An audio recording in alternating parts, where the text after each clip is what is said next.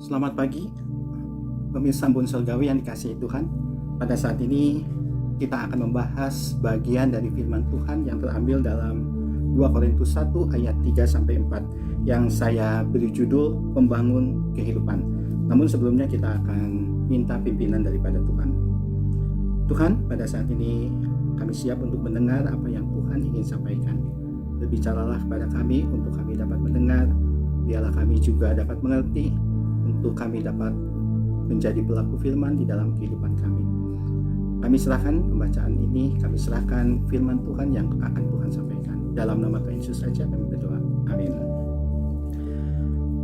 Saudara, pernahkah saudara dan saya merasakan mengalami akan masalah yang terjadi secara bertubi-tubi, masalah yang terus-menerus menghimpit kehidupan kita, sehingga kita begitu keras menangis, bahkan sampai tidak kuat lagi untuk menangis.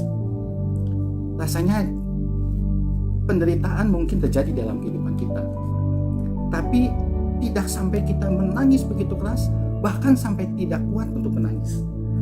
Saudara, ini terjadi yang dialami oleh Raja Daud di dalam kitab 1 Samuel dari pasal 27-30. Daud diperhadapkan oleh berbagai masalah yang sangat memberatkan kehidupannya.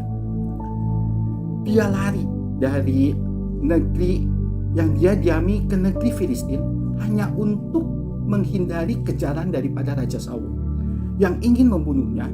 Bukan hanya Raja Saul, tapi seluruh panglima pasukan bangsa Israel yang akan membunuh Raja Daud. Karena apa? Karena perintah daripada Raja Saul. Dia sampai nyebrang ke negeri Filistin untuk minta bantuan Raja Filistin. Akhirnya di negeri Filistin Daud menjadi hamba seorang raja. Bayangkan, dia yang diurapi oleh Allah menjadi hamba seorang raja di negeri Filistin. Ia mengabdi kepada raja negeri Filistin. Namun di negeri Filistin ternyata ia tidak disukai. Ia tidak diterima. Bahkan oleh seluruh panglima-panglima perang negeri Filistin, dia sama sekali tidak dipercaya. Ketika negeri Filistin mau berperang, Raja Daud malah diperintahkan untuk tidak ikut dalam perang. Karena apa? Karena mereka tidak percaya kepada Raja Daud. Akhirnya Daud diusir dari negeri Filistin. Raja Daud kembali ke sebuah kota yang disebut Siklag pada waktu itu. Di Siklag, anak dan istrinya semua berkumpul di situ.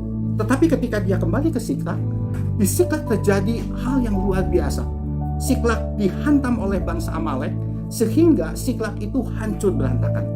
Anak istri mereka dibawa, ditawan, dirampas semua barang-barang, sampai akhirnya Daud menangis.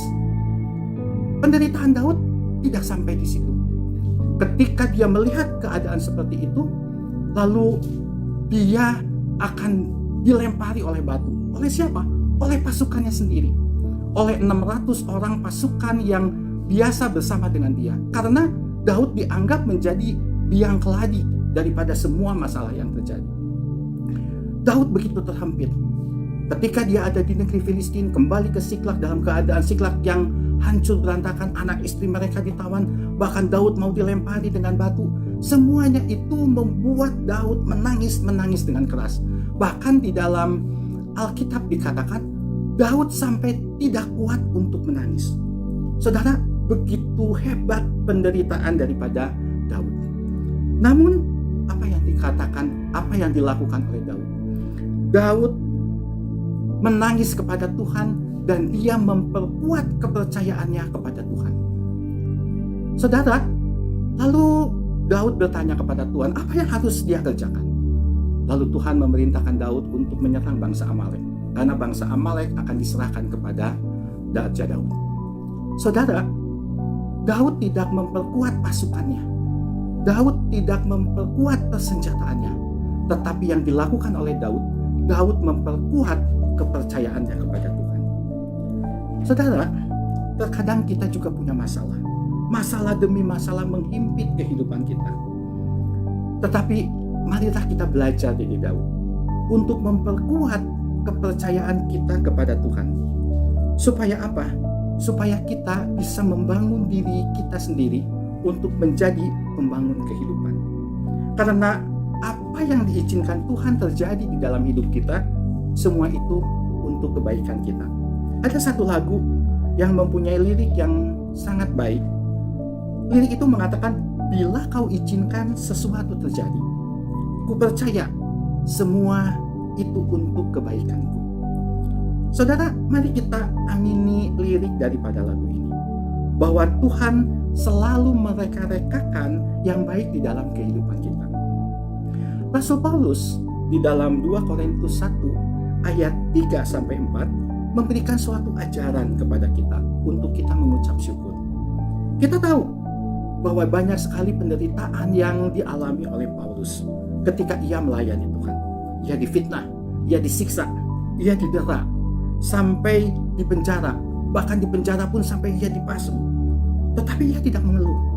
Bahkan mengajak kita untuk bersyukur.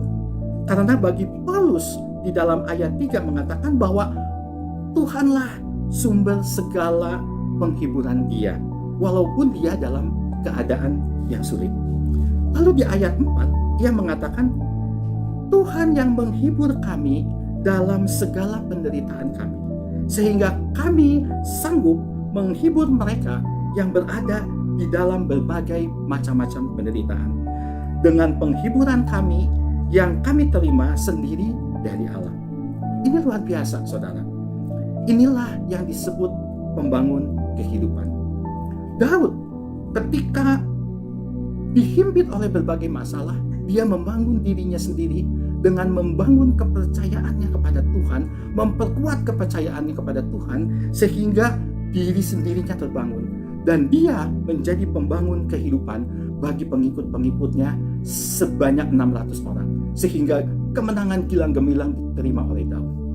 Rasul Paulus di tengah penderitaannya di dalam melayani Tuhan, ia mengajak kita untuk bersyukur. Ia membangun dirinya untuk mengajak kita bersyukur. Supaya apa? Supaya kita bisa menjadi pembangun-pembangun kehidupan. Saudara, apa itu pembangun kehidupan?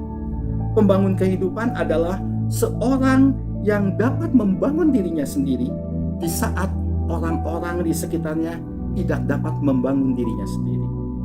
Seorang pembangun kehidupan adalah yang dapat membangun kehidupan orang lain dengan potensi, talenta, serta karunia yang Tuhan berikan kepadanya. Nah, dari pengalaman Daud, dari pengalaman Rasul Paulus, marilah kita sebagai anak-anak Allah untuk menjadi pembangun kehidupan bagi orang lain, supaya melalui kehidupan kita, nama Tuhan saja yang dimuliakan.